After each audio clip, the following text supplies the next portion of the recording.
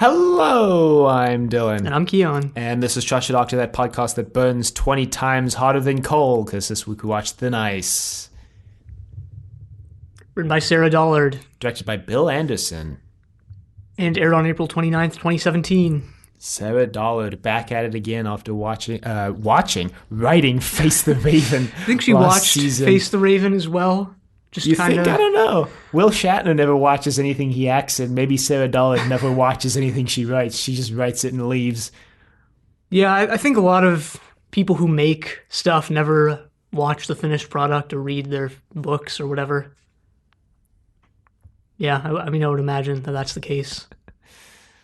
Why do you think that is the case? I agree, but what would you imagine is the reason for that? Do you think people just don't want to see their finished work? Or? Maybe. I don't know. I guess. Well, I don't know. Yeah, I don't know. Like a lot of this episode, my reaction was just like, yeah, I don't know. This is just, it's just there. Just kind of all right. This episode was just kind of all right. It's really just another one in the pile. But the pile is so big now that that's... Exactly. It's going to get lost in history. Kind of like Modern Undead. Remember Modern Undead? Why is that the one you choose? Because it was lost to history. The only notable thing about it was that the brig came back. And that then they were introduced Turlo. It introduced Turlo. Turlo was working for the Black Guardian. He was going to kill the Doctor. I remember more about Morgan Undead than I do about Black Orchids, so... I remember those Cool Whip brains. Remember when they opened up their skulls and there was just a massive Cool Whip inside? And then remember when that came back in Enlightenment with that shot of Turlo beholding Enlightenment, which is actually just glowing Cool Whip? Which reminds... I feel like that's another one of those bastardizations of our memory, like the disco ball full of Beatles. No, it's not. There's an actual shot of it. I remember because a couple months ago, I made a collage of every shot I could find in Doctor Who of characters staring surprisedly or just staring in general at sci-fi objects. Yeah. But how do you know that was from Modern Undead? No, it wasn't. It was from Enlightenment. Okay. That's what I thought. It was from Enlightenment. Great. I don't think I ever actually posted the collage, even though I was I'm about to post this collage. You didn't post the collage. I would know about it if you posted it. Because your our Twitter is one of the only few that I actually pay attention to when I go on Twitter. Rarely. Huh. The other one being myself, because I'm a narcissistic prick. Just kidding. Just Sutcliffe. It's because I was looking up my review for this episode from 2 years ago. And my review was, Thin Ice, interesting concept, interesting solution, rather good. I think my opinion of the episode has gone down since then, unlike the other two, which I think my opinion went up. So I think my opinion of this season is diverging. Yeah, it's not all that interesting of a concept. It is a classic Doctor Who concept of being used for nefarious purposes. Kind of like in what was Amy's second story? Forgot what that one was called. Oh, The Beast Below. Oh, Vampires of Venice was... Yeah, this sort of reminded me I guess, of The Beast Below in a few ways, except without all the Stephen Moffat-esque time shenanigans. The Beast Below could have been so straightforward, but then they added in Liz 10 and the Matrix esque thing of how everything gets reset every couple of years or whatever. This was that, except without all of that, just in London. It wouldn't be a Stephen Moffat story if it didn't have some time shenanigans on. Yeah, exactly. This one is a lot more straightforward than that episode. Wouldn't be a Stephen Moffat episode with a lot of weird behind-the-scenes stuff. Actually, that didn't happen for the story. I just found out this week that apparently part of the reason why the Stephen Moffat era was allegedly, this is all hearsay. Oh God. Was so inconsistent in its airing scheme was because as soon as Stephen Moffat came in, he fired everyone who worked under RTD and basically brought in an entirely new production crew from the top to the bottom, everyone possible. And then there was just lots of internal strife, and Stephen Moffat fired I don't think Stephen Moffat fired her.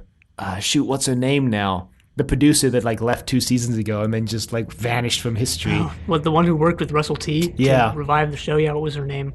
Um, I forget. and just apparently there's like a whole bunch of stuff behind the scenes that's like the reason why all of this was so inconsistent airing was like actually allegedly, all hearsay, pretty much all Stephen Moffat's fault. Yeah, he's a hit and run, remember? He's a hit and run. Yeah. Yeah. Yeah.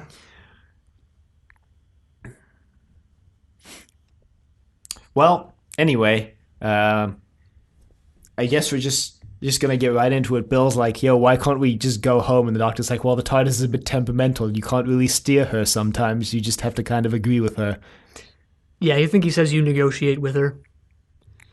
And they wind up at the Frost Fair of 1814, like we saw at the end of last episode. Apparently, the last great Frost Fair, the Doctor moves the TARDIS off Thanks, the ice. industrialization. The Doctor moves the TARDIS off the ice onto the land because he's like going to move it to a little more stable position. Like, that's probably a good idea. Throw back to that time the TARDIS, or the Doctor mentioned that if the TARDIS put its full weight on Earth, it would just like crack the crust of the Earth. Throw back to the Time Meddler where they park on like the edge of a cliff and it just falls off the cliff. Remember that happened in one of the Peladon stories too? He like parked on the cliff and then lightning hit the cliff. The TARDIS like fell down the cliff and the Doctor was like, well, I almost said John Pertwee was like, well, guess we just gotta go inside. That was John Pertwee with the first one. Yeah. But I almost referred to the character of the Doctor as John Pertwee. Like, almost like we do with Tom Baker sometimes. Bill's like, hey, I can't really go out there. You know, it's 1814. Slavery's still a thing. And the Doctor's like, true. But also, it doesn't matter, I guess, is like his reasoning. I guess a solution is just like wear an extremely extravagant outfit from the TARDIS wardrobe room and you'll be fine, which apparently works. Well, until they meet Sutcliffe. I thought slavery was abolished in the UK like before this, but I guess not. I genuinely don't know. I don't know. Obviously, I didn't look it up. Slavery wasn't abolished in the U.S. till the Civil War, which is like 1850. I think it was the 60s, early 1860s. Maybe it was the 50s. I don't know. In that era. Yeah. And that was just, what do you call it? De jure abolition. Some would argue it's still going on. I was going to say, abolished in law.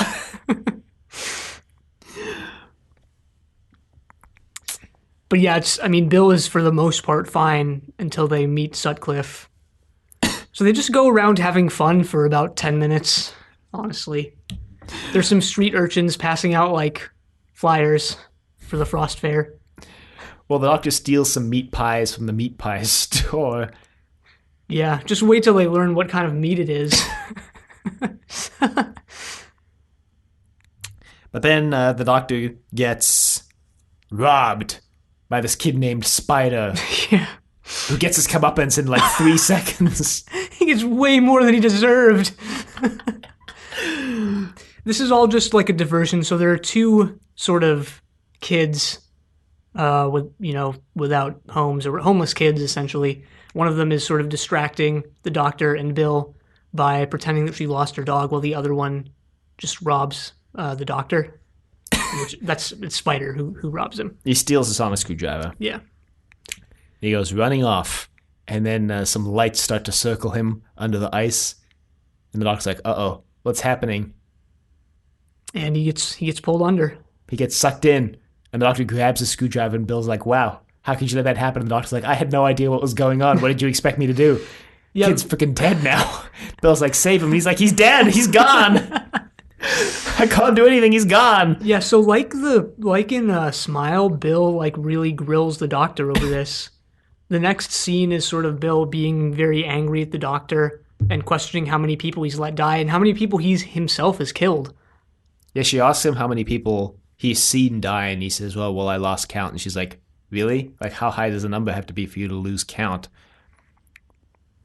And then he says that he moves on. You know, he cares, but he moves on. Yeah, So Bill's like, how can you do that? And he's like, because if I don't, then more people die. Right. And I wanted to talk about this briefly, like in the context of Smile, actually, because in Smile, the whole thing was like grief was being used as a plague. And it's interesting here because the doctor's like basically saying that he compartmentalizes his grief until a more opportune moment to process it, I guess. He's kind of saying like, oh yeah, they died, but can't deal with it now because I gotta save everybody else. And I just thought the I guess dichotomy is not the word, but the let's just use the word dichotomy, but the parallels and also anti-parallels between the two, like being back to back like that, are interesting to think about. So last week it's like, oh yeah, if you're sad, you're gonna die. But then kind of the point of the episode was like, oh, but sadness is okay. Like you have to be sad sometimes. Whereas in this episode, the doctor's like, I can literally never grieve because I have to save everybody else. Like he doesn't get a chance to grieve. Well, I didn't see it so much in that way. I thought he just, he would care, right? I mean, he says like I care, and then I move on. He would care and grieve and stuff, but then eventually he has to get over it because he's 2,000 years old. Yeah. But yeah, interesting sort of parallels with Smile there. Parallelograms with Smile. That was the future. This is the past. What's old is new again, and what's new is old. Grief is the new. Ignoring grief. I don't know. Well, the doctor's 2,000 years old now, and as we all know, the older something is, the stronger it is. Yep. Notice how that, you know what, like, I was thinking about recently, what totally disappeared from Doctor Who once Stephen Moffat took over is the whole, like, normal human beings are the greatest things ever, and they're awesome. Like, that actually is not the case now in this era of Doctor Who. Now it's just like the weirder and more off-the-wall things are, the better they are. There was at least one 11th Doctor episode where he talked about how great humans are. I'm sure of it. Probably. But in general, that seems to have disappeared from the show. Yeah. The more Stephen Moffat something is, the better it is kind of what you're saying there. Basically. So the Doctor and Bill have to investigate because something weird is afoot. So they go and converse with the street urchins and find out that someone has been paying them to lure people to the fair. Yeah, a man with a tattoo on his hand. And I'm like, damn, that's pretty baller for 1814 to get a tattoo on your hand. I think a lot of sailors had tattoos at the time. I mean, if what that pie salesman says is historical in any way, then yeah. Well, they eventually find a street urchin who tells them. Well, the doctor gives the kids a bunch of pies first because they're all hungry, and they're like, "What happened to Spider?" And the doctor's like, He's "You know what's great? Food." He's like, "Don't worry, they're stolen." Love that line. But then the doctor eventually finds a street urchin who tells him about Lord Sutcliffe. And so the doctor's like, that sounds pretty suspicious. Yeah, I don't think they figure out the Sutcliffe name until they visit the not coal yards, but the mud yards, if you will. Or his manor, where his name is like engraved above the door in massive letters. Well, I think they go to the like the dredging site first, and they use the psychic paper to get some info out of the guy who's in charge, and that's how they find out about Sutcliffe. Oh yeah, before they actually meet Sutcliffe, night falls, and the doctor's like, we got to go investigate we got to go investigate under the lake. See what I did there? Before the flood. And Bill's like, is that a good idea? And the doctor's like, of course it is. I'm me. I'm the doctor. Of course it's a great idea to do this at night. So they find / steal some antique diving suits. Yeah. And literally just dive into the Thames. They just cut a hole in the ice. Well, actually, Bill gets dragged under the ice, and the doctor jumps into the hole right before it closes. Yeah, they see something. I don't think they really figure out what it is at this point, but they see something, and it looks huge, and it looks roped and caged. which it is. And then they return to the surface and they consult with like the guy running the pie shop from before. I think they just find him in an alley or something. And then I think he's the one who informs them to look into the dredging site. Yes. Which is where they go the next morning, and they find that they're just dredging up mud and sort of cutting it into little blocks for some reason. Which they find out from the guy who's in charge that the mud burns like 10 times hotter and more powerful than coal or something. And that Sutcliffe is in charge of the site. And it is a humorous cutaway, almost swearing in Doctor Who. They're like, it even burns underwater, and Bill's like, no shit, and then it cuts away like in the middle of the word. Which is also like foreshadowing for like an actually pretty funny way. Actually, it's not foreshadowing because at this point they do actually, or the Doctor like conjectures that like the mud contains the fecal matter of the beast. Which is why it's like able to be used for fuel. Because the beast is like an alien or something. Or yeah, I don't know if it's actually an alien now that I think about it. I don't know if it's ever said in the episode if it's an alien or not. Like an ancient like Leviathan from like biblical times. It's like the last of its kind, but it's actually from Earth. Well, that would be pretty wild, honestly. Yeah, considering Doctor Who history, like this is almost for sure an alien. But we don't even the Loch Ness Monster was an alien. Yeah. The Zygons are getting a run for their money with this underwater thing, in weight. In weight? I think the Doctor even like calls this monster like the Loch Ness Monster at some point, or Nessie or something. He definitely, I don't know if he calls it the Loch Ness Monster. He definitely mentions the Loch Ness Monster. Right. Yeah. So they go to Sutcliffe's manor. And Sutcliffe is like the most Saturday morning cartoon, like evil villain. No redeeming qualities, no like moral gray area in a while. Because as soon as he walks into the room, well, the Doctor actually has this big speech about how like, you got to keep a cool, calm, and collected head. We're going to use reason and we're going to get some info out of this guy. And he walks in the room and he's like, he looks at Bill and he's like, what's her kind doing here? Yeah, he's like, what is that monster doing in here? And the Doctor just decks Sutcliffe Falcon in the face. Punches Sutcliffe. There's a huge wind-up to this punch. It's more of a sucker punch. Falcon Punch is more like a gut punch. This is more to the face. Yeah, you're right. It is more just... Sucker punch him to the face. Yeah. Well, his lackeys come in and like tie up Bill and the Doctor. And then they enact this like Saturday morning cartoon villain-esque plan to kill them. Yeah, the plan is Sutcliffe's like...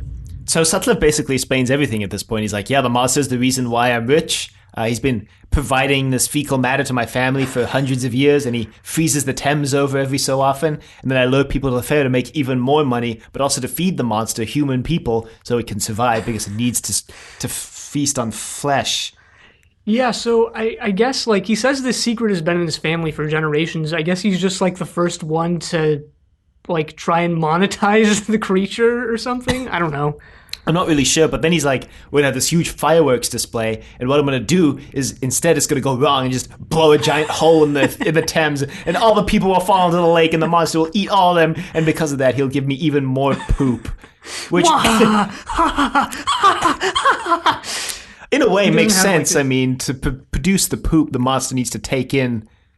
Yeah, I mean, it food. Makes sense, but this is like, this is like a, late 80s, like Transformers or like X-Men, the animated series-esque plan. Like, and you know what? It's great. It's just like the classic series. Just like the classic series with their villains who just were just evil and had like no redeeming features, nor like any real character development as to why they were evil. Throw back to Professor Zaroff, who was just like, I'm gonna fucking sink Atlantis. Yeah, Zaroff's plan was very like not thought through at all. He's like, I'm gonna sink Atlantis. Actually, I think that's one of those classic Trust Your Doctor rewrites where we just misremember everything. Honestly, though, the versions we misremember them as are probably way more interesting than whatever they were. The memory cheats. Yeah, there were a lot of like just pure evil villains in the classic show who were just evil for the sake of like being someone for the heroes to oppose. The first one I can really remember who had like a complex character and like wasn't really that evil was Shiraz Jack from Caves of Androzani.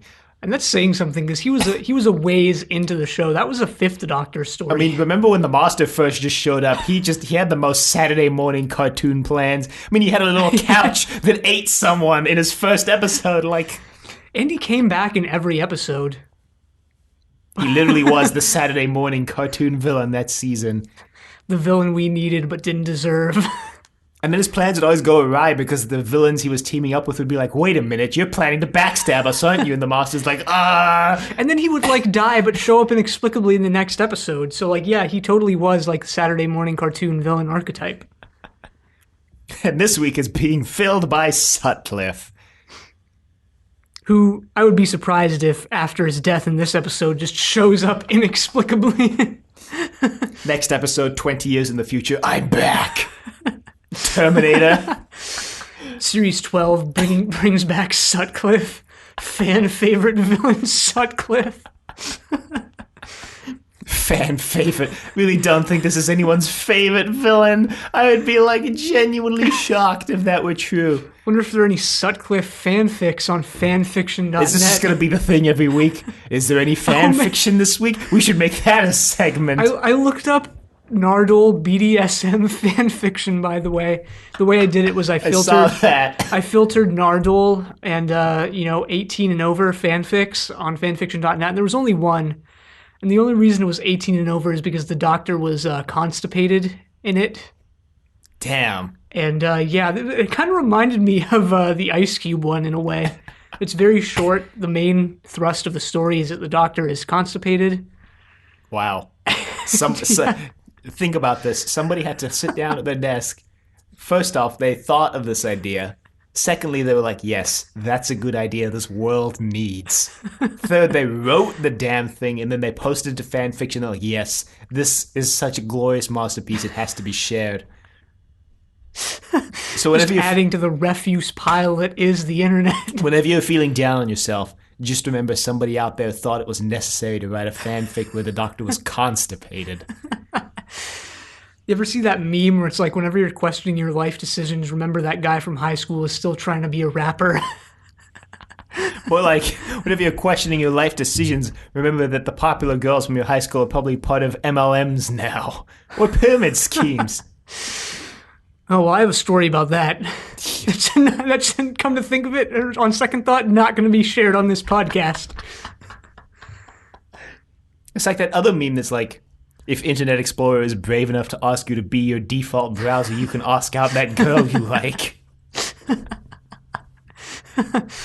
I'm pretty sure Internet Explorer still has a larger market share than Microsoft's replacement, like Microsoft Edge or whatever it was called. Yeah, probably.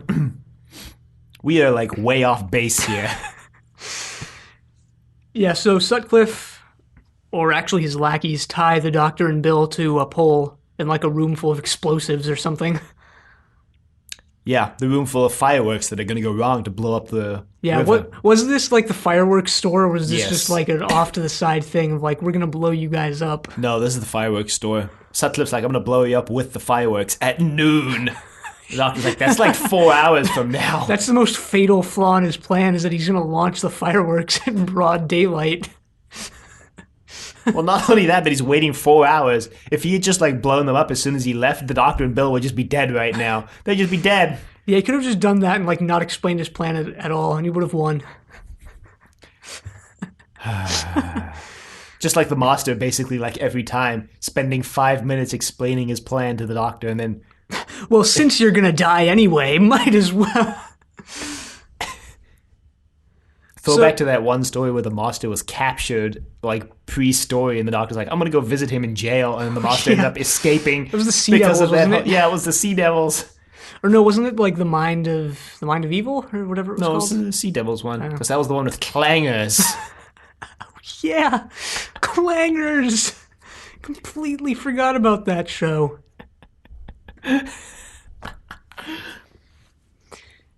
Yeah, so one of Sutcliffe's lackeys is in the room, and this is when they realize that the sonic screwdriver is emitting a noise that attracts the beast.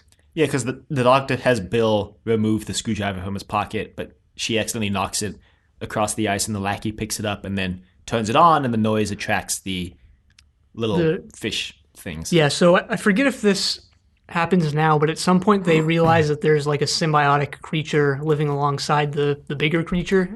I think it happened when they were investigating the dive suits, because I remember the doctor pulling one up when he came up to the surface. Oh yeah, and Bill was like, so that was what was in the pies that I ate. I really liked that pie. They look like little anglerfish, or like one of those deep sea fish that lives in like total darkness. There's some weird stuff down there. Yeah, there is. Like really weird stuff. Stuff of nightmares. There's stuff we don't even know about down there. Yeah. There's stuff that's like we know never more been about seen. Outer space than we do about like the deepest oceans on Earth. Like near outer space. Like I'm sure it gets like weird the further you go. Yeah, you know what? That's true. That's true. Anyway, what else is true is that this guy is dead and the doctor and Bill are free. And Bill's like, what? And the doctor's like, yeah, so we can either free the monster or we can basically let these fireworks go off and just leave. And she's like, why are you putting this decision on me? And he's like, because it's not my planet. I don't want to have to change the future. That responsibility's on you. A lot like Kill the Moon, actually. But instead of just ditching like in Kill the Moon, he's actually like, look, I'll help you do whatever you decide to do, but you're the boss, Bill. You have to make the decision. Which, after a little bit of turmoil, she decides to save the creature. Yeah, the doctor kind of almost talks her through it, I want to say. Because he says, like, you know, we could kill the creature as well. He's like, why would we do that? And he's like, I don't know, in case you're worried it's going to, like, kill people. Because there's the possibility that if we let the creature free, it might just, like, eat everyone and kill people. Right. But we would be saving the life of the creature. Right. At the end of the day, Bill decides to save it, like you said. Yeah, which they do. It kills Sutcliffe in its escape. Well, that's entirely Sutcliffe's fault. I mean, he's standing at the site of his plan, just twirling his mustache and being like, can't wait to see this. And I mean, it's almost literally because it's this giant plunger. And the plan is the doctor has Bill round up the little kids, and they kind of rush everybody off the ice. They kind of pretend that the ice is cracking. Which it is. I mean, which it does. It does end up cracking. The creature breaks free and sort of just swims off. Bill is like, well, maybe we just doomed Greenland. The doctor's like, I'll check in on Greenland. Because the doctor like moves the explosives to blow up the chains that are restricting the creature there. And so when Sutcliffe blows the chains, the creature swims away. Right. That's why they never had any more frost phases, because the creature was the one freezing the rivers over, sorry. Gotta love that alternate history explanation that Doctor Who does so well. Yeah. I mean, the Loch Ness Monster was just like the Zygons. Yeah. Wasn't it like the Zygons were like using the Loch Ness Monster like it was like a mechanical thing they created to like spy on the people? I don't remember, actually. I don't either. All I remember is Harry Sullivan left in that episode. Yeah, I forgot Harry Sullivan existed, like always. Harry Sullivan is an imbecile. So the day is saved, but there's still like 6 minutes left in the episode. Not that long. It's more like 4. So I don't get like what happened. I have a vague understanding of how this all ends. They bring the homeless kids to Sutcliffe's manor. Yeah. And we see a shot of the doctor scratching off part of a legal written document. We don't know what that is yet. And then we see that the kids are like part of this better life now somehow in Sutcliffe's Oh, the manor. doctor changes Sutcliffe's will to make one of the urchins, one of the kids, basically Sutcliffe's heir, so he gets all the money. Yeah, we find that out because the doctor and Bill go back to the present day, and Bill is trying to look for information about this, which she can't find very much. The doctor says that everyone sort of just collectively ignored it, or was just like drunk, or just kind of wasn't paying attention, as humans are known to do. But we find out that one of the kids is now legally Sutcliffe's heir, and I didn't get like, was he actually like a illegitimate like child of Sutcliffe? No. The doctor wrote it into the will because they asked for his name, and he was like, "Oh, my name's Perry," and then Bill said something like, "Oh yeah, oh, we had to ask you because they wanted to ask the older girl, but then Bill was like, Sutcliffe's heir has to be a male, so we couldn't." Oh, yeah, I didn't get it. I thought it like might have been that Perry was a girl and they like was disowned or something by Sutcliffe and No, the had to doctor's pretend to be a boy or something. I don't know. writing Perry into the will. He does it by literally just like scratching off the part of the paper where the name is written. And it works. But they get back and Nardol's like, "You left, didn't you? You're wearing completely different clothes." And the doctor's like, "Yeah, but I didn't go off-world." Which they did in Smile, but he didn't in this adventure. Nardole doesn't need to know that. I like how when Nardole comes in, he's like, "I brought you some tea, added some coffee in just for some flavor." It's advanced tea. But then the doctor's like, "Well, how about we flip for it?" Because Nardell's like, "You're not allowed to leave Earth." No. The doctor's like, "Well, we'll flip a coin then. Heads, I get to go whenever I want. Tails, I listen to you. I listen to you or whatever." It's a very like unfair flip, especially when the doctor like already agreed and took this oath to stay. And now he's just like 50-50 shot, Nardole, let's go. Well, he wins the coin flip. Nardole goes down to the basement to check on the vault. And he's like, "Well, as long as I'm here, you're not getting out." And then whoever or whatever is inside the vault starts knocking on the door. Nardole's like, "You're not getting out. Just because the doctor has a friend now doesn't mean you're going to get out." So the mystery thickens. Mystery thickens. The plot thickens. And then we get a preview for next week's episode, which I completely forgot was next week's episode. It's the one with David Suchet in. Kind of looks like Doctor Who's take on like a, teens go to a house out in the middle of the woods horror story style of story. Fair. But we'll see. You'll see. We'll see what happens. I don't remember what the next week's episode is called.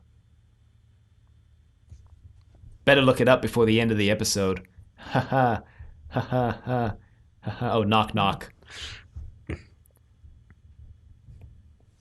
Well, I actually don't really have anything else to talk about for this episode because I feel like it was very straightforward.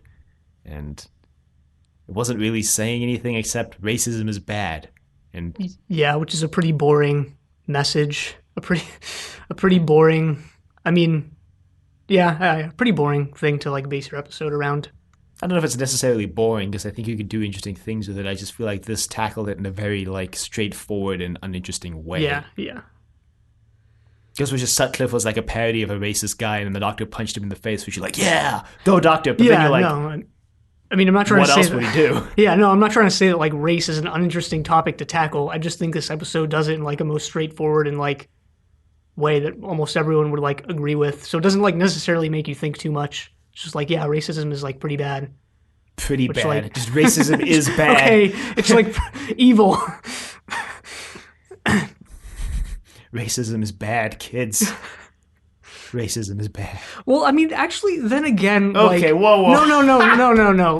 Listen where I'm going okay, with well, this. that segue. No, Okay, but, like, I'll listen. But that segue has already got me on the flat-footed here. Remember the classic show when it was like, yeah, racism is bad, but like, what are we gonna do about it? Type thing. Like, like there would the always mutants? there would always be like this racism is bad thing. Like, remember in what episode was what's her name?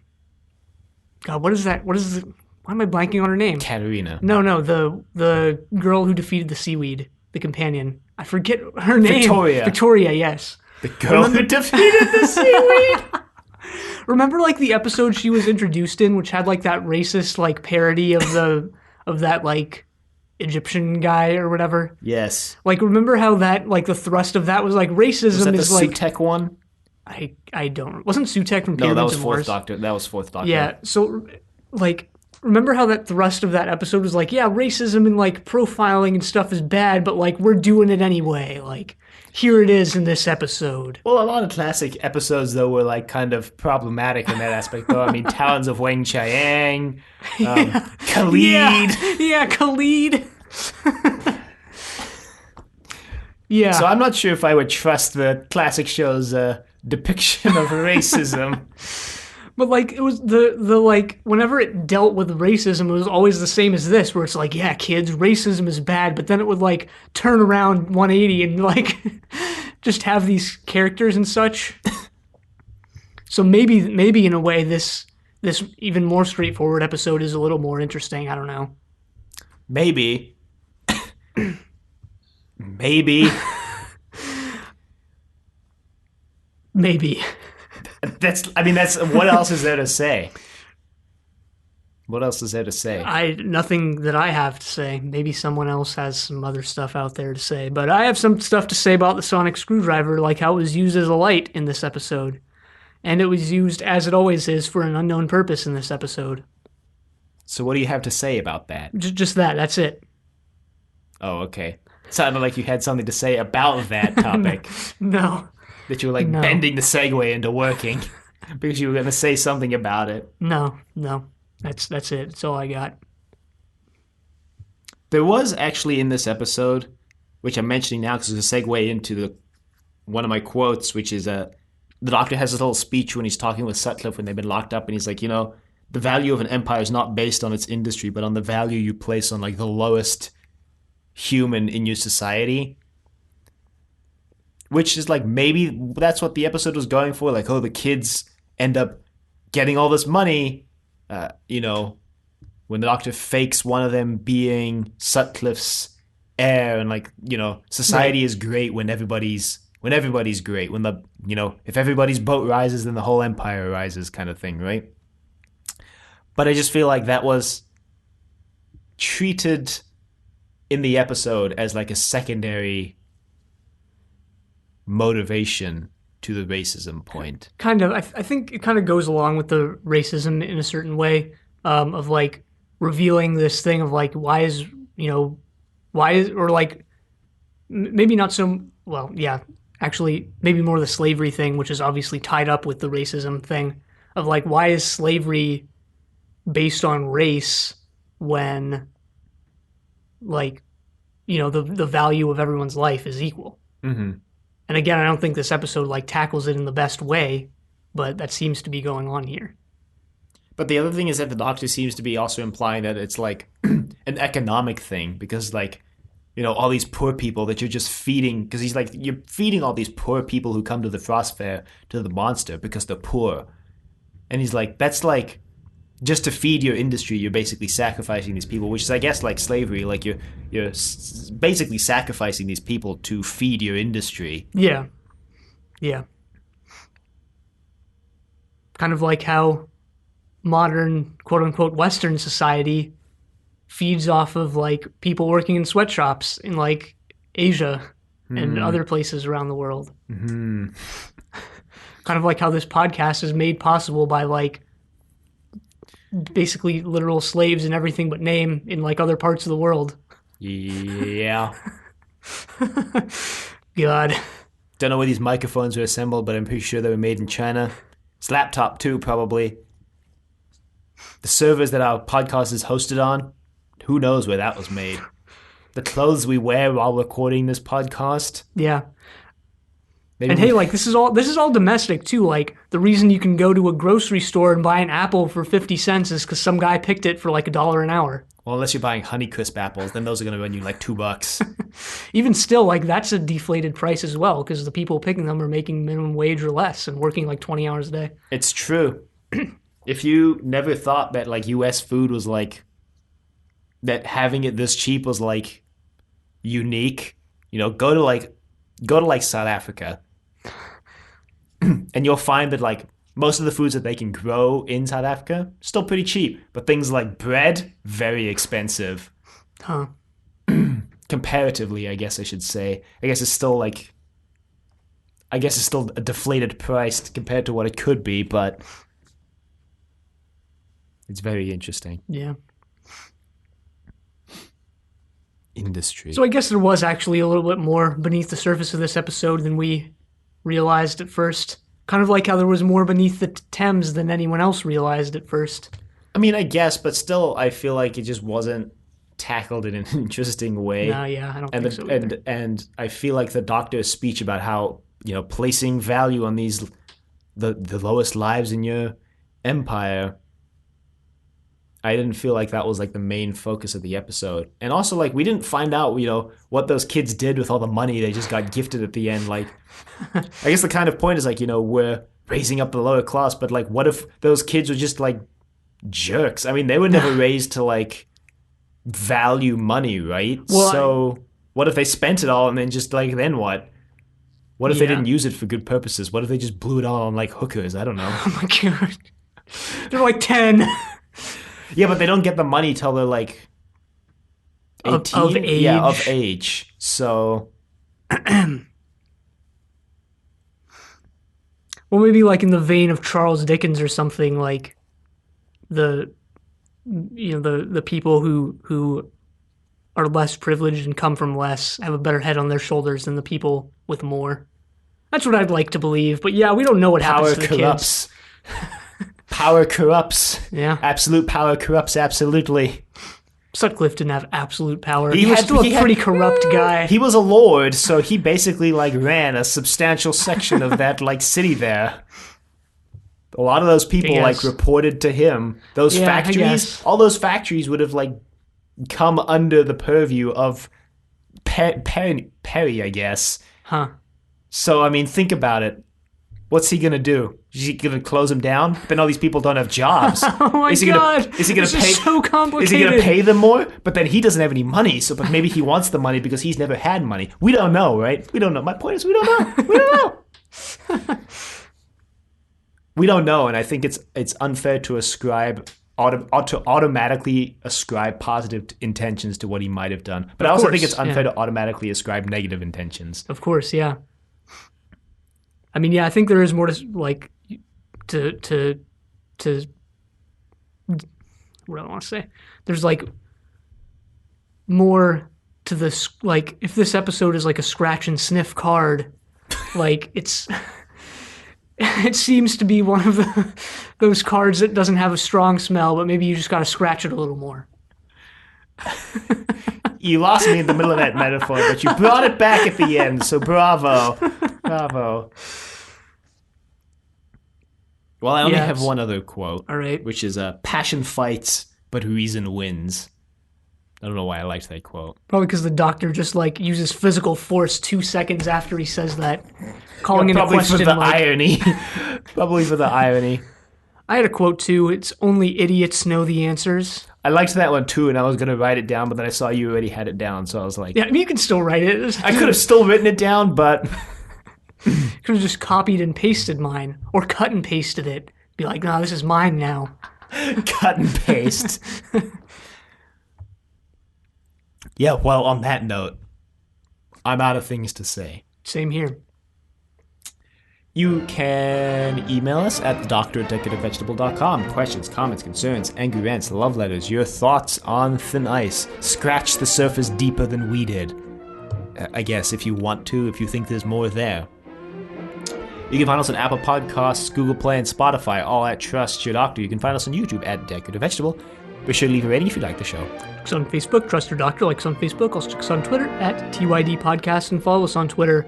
And I think we should also just mention that we have a new podcast coming out in a couple days. Yes, should be a couple days from now. Yeah, it's It's called Inevitable. We're going to be watching through a lot of science fiction shows. Yeah, it'll be going out on Wednesday with episode 1. Episode 0 should be out by this point. Yeah, so I mean, check our Facebook and Twitter for more info about that. But we're going to be watching Star Cops for the first season of that show, so that should be pretty interesting. Yeah, we'll also be releasing. We have a 5-minute kind of explanation of the show that we'll be releasing on all of our podcast feeds. That also basically to force you to listen to it. I mean, it basically also serves as episode 0 for Inevitable, so it should you should have listened to it if you listened to everything that goes out on the Trust Your Doctor feed by this point. But in case you haven't, there you go. Right. And next time we're going to be watching Knock Knock. But until then, the end.